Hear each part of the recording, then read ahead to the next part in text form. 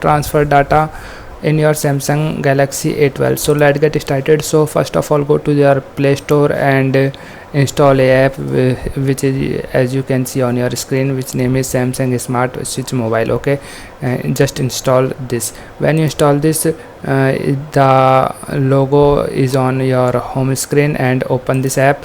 When you open this app, then agree to all their term and conditions of this app, and after this, set your sender device by tapping send data and choose your desired method of transfer. And when you select the method,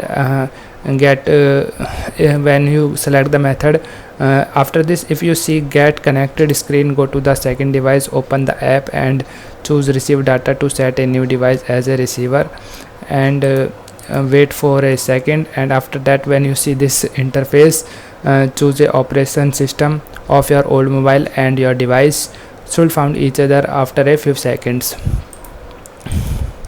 Just wait for seconds and go to the first sender. When you see this interface, then go to the first sender device, and now you are able to select everything that you wish to send. Just tap on desired section to make it, and if you are ready, then send, and then tap on send button. Okay, and when you see this interface, you can see now successfully you can perform transfer files operations.